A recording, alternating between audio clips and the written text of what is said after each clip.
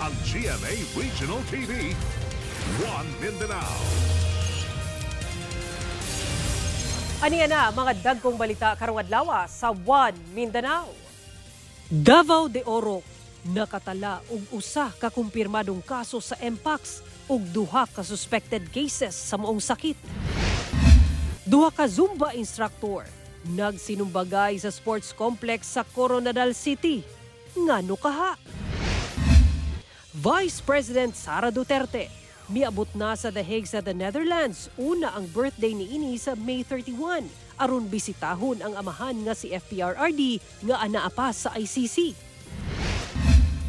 Happy 3,000 ka balikbayan boxes nga giabandona sa consolidators. Ihatod na sa Department of Migrant Workers ngadto sa mga tag-iya niini nga OFW. Gitudlo na isip bagong PNP chief si Police Brigadier General Nicolas Torre III. Kaalam sa pagdula og pickleball, gipaambit sa professional pickleball players sa mga enthusiasts sa General Santos City. Kini ang GMA Regional TV, One Mindanao. Mayong hapon Mindanao, ako si Sara Hilomen Velasco. Anaa sa Happy 3,000 ka balikbayan boxes nga sobra duha ka tuig na nga wala na deliver sa pamilya sa mga OFW nga taga Mindanao ang gi-turn over sa Bureau of Customs Port of Davao ngadto sa Department of Migrant Workers Region 11 nga mangunay sa pag-deliver door-to-door sa maong mga balikbayan boxes. Ang detalye sa live report ni Argil Relator. Argil. Sara, naskam matud pa ang kadaghanan sa mga OFW diha sa Middle East sa ipadalahan nilang consolidator silang balikbayan boxes. Sanglit, sa mas no kahinabi kaganina, naabot na ang OFW din sa Pilipinas apan ang iyang balikbayan box, wala pa. Nakauli na sa Pilipinas si atong Webes ang OFW sa nasod Kuwait nga si Lorna, nga residente sa Malungon, Sarangani Province. Duha ka tuig ug 8 ka bulan siyang nagtrabaho isip domestic helper sa maong nasod. Apan nauna pa siya og kaabot sa ilahang balay kaysa sa iyang balikbayan box nga iyang gipadala niadto pang November 21, 2023. Bit-bit pa niya ang resibo sa iyang gibayran agig pagpamatuod nga nagpadala siya og balikbayan box. Mga gamit ko po, mga gamit sa bahay, mga gamit ng mga anak ko pang school. Mga sapatos, damit, gano'n. Kasi excited pa naman para sa mga anak kasi pang sana yun sa school eh. Nagsira na lang yung tapos na yung klase. Pebrero 2024, dihang ulahing nakakuha siya og update gikan sa cargo company nga ana-ana kuno sa Davao ang iyang balikbayan box. Tapos last nung ko, hindi ko na sila makontak eh. Lahat kami ng mga OFW na na-scam sa balikbayan boxes, meron kami GC. So marami-rami kayo? Oo, marami kami. As in, mga 300 plus yata. Naglaom si Lorna nga usa ni ining mga box nga naasulod sa container vans ang iyang gipadalang balikbayan box. Sumala sa BOC, giabandona ang 2,954 balikbayan boxes sa consolidators gikan sa gigikanang nasod nga ihatod sa Pilipinas. Busa, gideklara kini sa BOC nga forfeited, human ang pag-aproba sa Finance Department. Sa pagpanguna sa Bureau of Customs Port of Davao, gipahigayon ang ceremonial turnover ngadto sa DMW-11 sa 12x40 containers nga balikbayan boxes, human ang pagpirma sa Deed of Donation. Marami po dito promo supposedly. Hindi nila ngayon nakaya na ibayad yung consolidator doon, yung kumpanya doon, ibayad yung tamang value doon sa counterpart sa Pilipinas. Or in worst cases, hindi alam ng counterpart sa Pilipinas may nakapangalan na container na pupunta sa kanila. So pagdating dito, nakadeclare on their name, hindi naman proper yung paperwork, hindi rin fully paid. Sa kadaghan sa balikbayan boxes ug managlahing lokasyon sa consignees sa Mindanao, himuong staggered basis ang pag-pull out. Hinoon, ang DMW na ang muabaga sa galastuhon sa pag-door-to-door delivery sa mga balikbayan box. For the boxes to actually be abandoned and eventually hindi na ma-deliver dahil nga kulang yung most definitely scam yung niyan, yung lumalabas. And then the Department of Migrant Workers will be shouldering po lahat ng cost makarating lang doon sa bahay noong mga pagpapadalhan. Sara, nakikoordinate na matod pa ang DMW sa DTI Fair Trade Enforcement Bureau ingon man sa Migrant Workers Office sa ubang nasod alang sa mga legal nga lakang sa masong pasangat og kasong fraud batok sa mga consolidator. Sara. Okay, daghang salamat, Argil Relator. Ato ng Sairo ng dugang pang mga balita sa Mindanao. Makoba nato si Efren Mamak live sa General Santos City. Efren. Salamat, Sara. Nakatala og usa ka kumpirmadong kaso sa Mpox ang Davao de Oro. Dunay duha ka suspected cases sa maong sakit ang gipanubayan sa Provincial Health Office karon. Samtang nakatala sab og 5 ka suspected case sa Mpox ang Zamboanga City. Ani ang report. Gibutihag sa Davao de Oro Provincial Epidemiology and Surveillance Unit o PESU nga as of May 29, nakatala og usa ka kumpirmadong kaso sa Mpox ang probinsya. Natala kini sa Mako, Davao de Oro. Hinuon fully recovered na kini apan dunay usa ka suspected case sa Mpox ang maong lungsod. Samtang usa sab ka suspected case sa Mpox ang natala sa Nabunturan, Davao de Oro. Sumala sa PESU, kasamtangang naka-isolate ang mga pasyente, lakip na ang mga close contacts ug padayon ang monitoring sa ilang kahimtang. Samtang nakatala sab og 5 ka suspected case sa Mpox ang Zamboanga City. Sumala sa Zamboanga City Health Office. As of May 28, 5 ka suspected ka kaso sa Mpox ang natala sa syudad base sa monitoring ug surveillance sa buhatan. Apan ang maong kaso gipaubos pa sa investigasyon o gipaabot pa ang laboratory results alang sa evaluation. Busa, isip enhanced response. Subling gi-activate sa CHO ang ilang contact tracing teams alang sa maong sakit. Matod sa CHO, ang Mpox makatakod pinaagi sa close intimate contact sa usa ka infected person. Busa, padayon ang pag-awhag sa buhatan nga batasanon ang paghugas sa kamot, paglikay og direct contact sa mga symptomatic nga individual. Giawag sab niini ang publiko nga i-report sa health authorities kung ugaling dunay mamatikdang suspected case sa Mpox. Kauban si Gary Balantay, Efren Mamak, 1 Mindanao. Usa ka barangay sa Cagayan de Oro City ang nagpatuma na og mandatory wearing of face masks sa tanang trabahante sa ilang barangay. Kiniisip panagang sa sakit nga Mpox. Ani ang report ni Cyril Chavez. Sugod karong simanaha, nagpatuma na ang Barangay Council sa Lapasan sa Cagayan de Oro City og mandatory wearing of face mask sa tanang empleyado sa ilang barangay hall. Kiniagig panagang sa sakit nga Mpox nga natala na sa ubang rehiyon sa Mindanao. Sumala pa nga gimanduan na ang tanang empleyado sa ilang barangay nga magsuot og face mask samtang anaa sulod sa barangay hall. Gani tataw sa matag opisina ang mga empleyado nakasuot na og face mask. Makita sab ang mga signage nga nagpahinumdum niini. With all that experiences, nakita sa atong Kapitan Julito og Sr. nga kinahanglan gid nga action agad. Kinahanglan gid nga dunay calculated actions nga pagahimuon to prevent. No, although wala pay presence niya na diri sa Cagayan de Oro, pero dili ta maghulat. Hinoon, pagpaklaro sa barangay nga wala nila gimanduan ang tanang mosulod o adunay transaksyon sa barangay hall nga magsuot og face mask. Hinoon, duna sila gitanyag nga libreng face mask para sa mga adunay transaksyon sa barangay. Dili man ni siya nga pugsanay, but this is encouragement. No, we encouraged tanang mga katawan kay dili man ni siya nga presohon gyud ka or di gyud ka pasudon kun di ka mosunod. This is only to encourage the public. Gipulong na sabmatod pa sa barangay ang 28 ka mga sitio leader sa barangay aron pahimangnuan ang katawan nga mag-igmat sa sakit nga Mpox o kung mamahimo magsuot na sabog face mask labi na kung muadto sa mga lugar nga ginadagsa og tawo. Encourage gali nato tanan pod ang mga katawan sa barangay nga kung muadto sila sa kailang mga lugar kinahanglan gid sila magsulod og face mask. This is not nga mahalin ang face mask or what kayo di man ta mga negosyante wa man ta maligig face mask. Ang punto niini is to prevent the spread of this monkeypox and other viruses. Kauban si Jaybert Pairat, Cyril Chavez, 1 Mindanao. Gimando sa provincial government sa Davao del Sur ang mandatory nga pagsuot og face mask agig paagi batok sa sakit nga Mpox.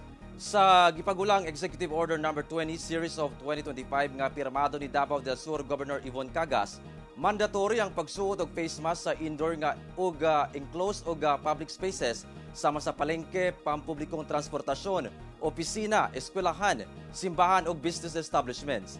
Lakip ang crowded outdoor o dagang tawo nga dili ma-maintain ang physical distancing ug sa healthcare facilities o kung mag-atiman og suspected o kumpirmadong Mpox cases. Kainomduman nga dunay natala nga usa ka kumpirmadong kaso sa Mpox sa lungsod sa Magsaysay. Kinahanglan matud pa nga magpatuman og localized nga paagi sa paglikay aron moubos ang risgo sa takdanay ug masiguro nga andam ang tanang LGU sa probinsya. TV ang GMA Regional TV 1 Mindanao. Misangpot sa pagsinumbagay sa duha ka Zumba instructor ang untay normal lang nga Zumba session sa South Cotabato Sports Complex sa Coronadal City. Human dunay usa ka babae ang gingong nangilog og mic sa stage aron i-anunsyo nga sila matud pa ang Zumba Association nga gi-recognize sa LGU. Butang nga gialmahan sa laing grupo. Ani ang detalye. In the Father, of the Son, and of the Holy Spirit. Sa video makita ang normal nga pagsugod lang sa usa ka Zumba session pinaagi sa pag-ampo ug paghatag og mensahe sa South Cotabato Sports Complex sa Coronadal City mag-alas 5:30 sa buntag adlawng Martes. Taud-taud dunay usa ka babae nga naka-color neon yellow ug pink nga suot kinsa gikan matud pa sa usa ka Zumba Association ang kalit miilog sa mic sa maong lalaki nga nagahatag og mensahe sa stage. Nagkanto kami dito kay John. Pasangil sa mga babae nga usa ka grupo lang kuno ang gina-recognize sa Provincial LGU nga Zumba Association. Butang nga gialmahan sa ubang mga miyembro sa laing Zumba Association nga anaa sa venue. Hangtod nga dunay nagpalong sa mic sa mga babae. Taod-taod giilog ang iyang gigunitang mic sa ubang miyembro sa usa ka Zumba Association. Sa kasuko sa mga babae, gihapak pa niini ang naong sa usa ka lalaki nga nakaitom nga jersey og nakakalo. Apan, ang maong mic nga nailog nakuha sa usa ka Zumba instructor nga naka-jersey number 24. Ug siya napud ang gibira-bira sa mga babae aron kuhaon ang mic hangtod nga nangisog na ang maong Zumba instructor. Padayon ang komosyon hangtod nga miabot ang laing usa ka lalaki nga Zumba instructor kuno ug nagkakomosyon kini sa una nga Zumba instructor. Giuwang kini sa ubang mga miyembro. Apan miunay og panumbag ang miabot nga Zumba instructor. Apan nabalusan kini sa naka-jersey nga Zumba instructor hangtod nga naundang sila. Ang Zumba instructor nga naka-jersey number 24 na ilhan nga si Alex Valdez Gonce Jr. Sumala niya naulawan matud pa sila sa gibutyag sa maong babae sa stage. Lahitimo kuno sila nga Zumba Association since 2003. Merong isang babae na malakas na yung kay Gob, nandoon sa kay Gob na geto ganyan daw, na sila na daw yung acknowledge, hindi daw kami. Samantala, yung association namin, yun yung naka-register talaga. Inagaw niya yung mic. Ngayon, napapahiya na yung grupo namin hanggang kinuha namin yung mic sa kanya. Nag-hold na. Hinoon, nagkaareglo na si Alex pati ang laing Zumba instructor nga iyang nakasumbagay nga iya lang mismong ninong sa kasal. Nagkabati kami kasi syempre aminado din siya na may kasalanan siya. At saka ako, asa bata, naninong ko siya, ako yung unang naghingi ng pasensya. Apan, wala pa kini magkaareglo sa babae nga nangilog og mic. Matud pa ni Alex, gisuspende kuno sa Provincial LGU ang ilang Zumba session sa mga sports complex sa pagkakaron. Apan nanawagan kini sa Provincial LGU sa South Cotabato nga unta mabalik ra sila sa pagzumba sa mga lugar. Ginasuwayan pa sa GMA Regional TV 1 Mindanao nga makuha og pahayag ang Provincial LGU sa South Cotabato. Lakip na ang babae nga giingong nangilog og mic. Kauban si Gary Balantay, Efren Mamak, 1 Mindanao. Patay ang usa ka amahan samtang luwas ang iyang mag-inahan. Diyang gipamusil sa riding in tandem suspect ang ilang isakyang sakyanan sa General Santos City. Aniyang report. Napalgang tadtad na sa bala kining wala nga salamin sa driver's seat ni ining color gray nga kotse human kini gipamusil sa wala pa mailing riding in tandem suspect sa Purok 18 Block 6 Barangay Fatima, General Santos City, banda 10:52 sa buntag adlawng Martes. Ang biktima usa ka amahan ug driver sa mong sakyanan kinsa nakaangkon matud pa og daghang igo sa bala ug gilayong gidala sa ospital apan gideklara na kining dead on arrival. Naluwas matud pa ang asawa ug anak niini nga ginailapa sa kapulisan. Sa inisyal nga investigasyon sa PNP, gisundo sa biktima ang iyang mag-inahan ug papauli na diyang kalit gipamusil sa angkas sa riding in tandem suspects nga gilayong misibat. Ang maong riding in tandem suspects makita pa sa hulagway nga bahin sa CCTV nga gishare sa PNP. Hinuon, dunay person of interest ang kapulisan. Ongoing pa mo ang investigation. Initially nakakuha na mga CCTV footages. Na naman po may person of interest but continuous pa ito ang validation. Ginasuta pa sa kapulisan ang motibo sa pagpamusil. Samtang, ginasulayan pa sa GMA Regional TV 1 Mindanao nga makuha og pahayag ang kabanay sa biktima. Kauban si Gary Balantay, Efren Mamak, 1 Mindanao. Niabot na sa The Netherlands si Vice President Sara Duterte una ang iyang birthday sa Sabado, May 31. Aron mo bisita siyang amahan nga si kanhi Pangulong Rodrigo Duterte nga anaa pa sa ICC sa The Hague. Niabot na si Vice President Sara Duterte sa Amsterdam sa The Netherlands bandang 14:05 Central European Standard Time kagahapon, May 28.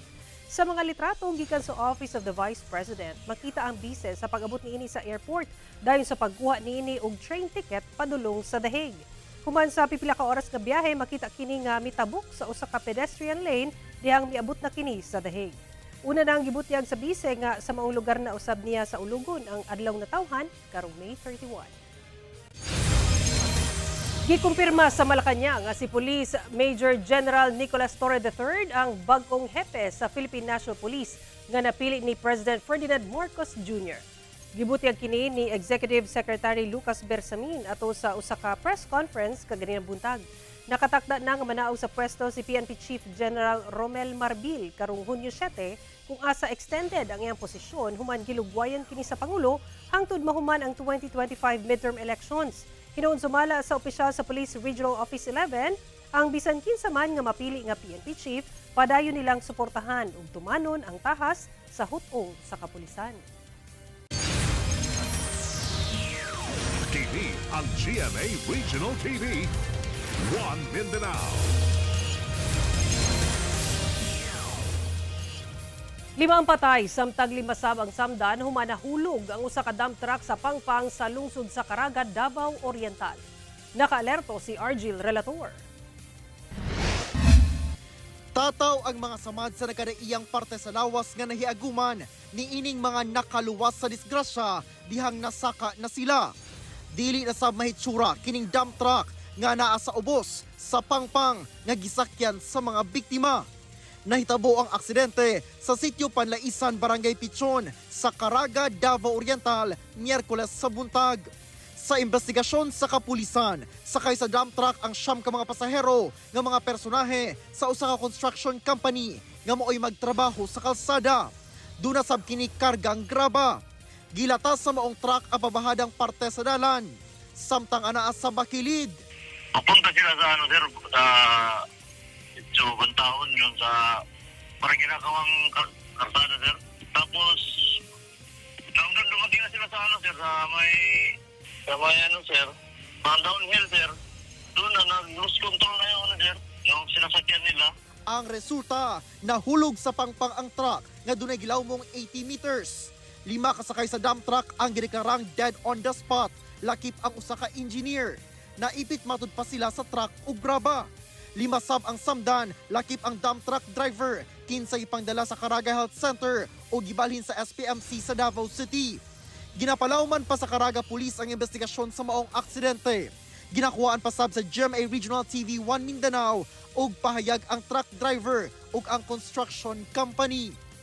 Ako si Argil Relator, 1 Mindanao. Gisalmutan sa mga pickleball enthusiast nga nagikan pa sa nagkalain-lain lugar sa nasod ug sa Estados Unidos ang Open Community of Pickleball Players sa General Santos City. Kini aron matud pa maghatag og kaalam kalabot sa dulang pickleball nga gikonsiderang fast-growing sport sa nasod. Ani report. Daw susama sa dula nga tennis, pingpong o badminton. Kining klase sa sport nga gitawag nga pickleball nga gibida sa mga entusiast sa usa ka event center sa barangay San Isidro, General Santos City adlawng Domingo. Ang maong aktibidad, usa ka open community alang sa mga pickleball players aron ipaambit ang kaalam gikan sa mga professional pickleball players nga gikan sa laing lugar sa nasod, lakip sa Amerika, ngadto sa mga buot magtuon sa pagdula sa maong sport, ilabi na sa mga kabatan-unan. There's a reason why it's growing fast, especially it's been the fastest growing sport in the US in the past 5 years or so because pwede siya pampamilya. Sumala sa mga professional pickleball players nga gikan sa Amerika, bisag kinsa pwede magdula sa maong sport. I think there's a great blend of strategy and, believe it or not, anybody can play. The best part for me is that everything's so close together and you can have such a nicely built community. Ang ubang mahiligon sa ubang sport, nalingaw na sab sa pagdula og pickleball. Mga tennis players kami. So then na-try namin yung pickleball. Sobrang fun ng hindi lang nung sport, pati yung environment. May nagpa-try lang sa akin ng pickleball. Sobrang na-addict ako. Kasi naglaro na ako araw-araw kahit wala pang mga court. Og mga kapuso, dili po ta magpaulahi sa pagdula nining klase nga sport.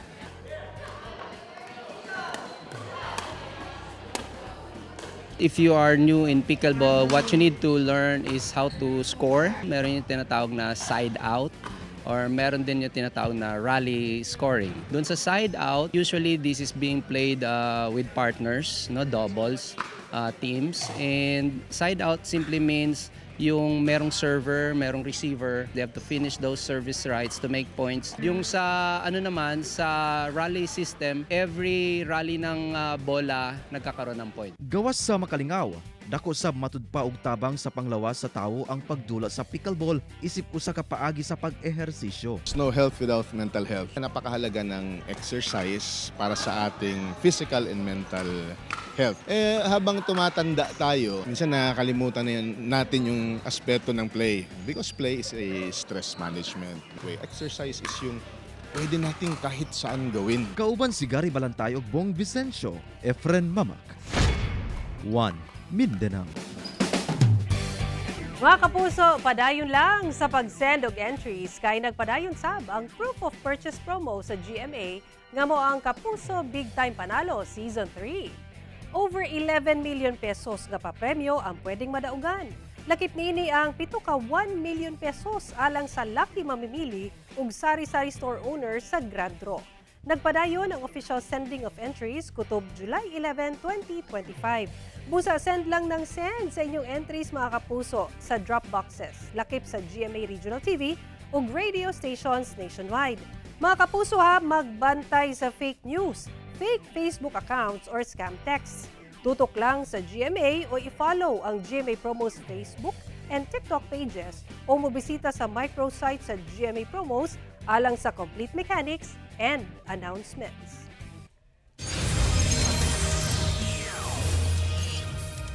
Og mo kato ang mga uling balita sa Mindanao karong adlaw. Mamahimo ninyo kining makita pag-usab pinaagi sa pagbisita sa official website sa GMA Regional TV o bisitahang among official YouTube channel ug i-click ang subscribe button para sa pinakaulahing balita.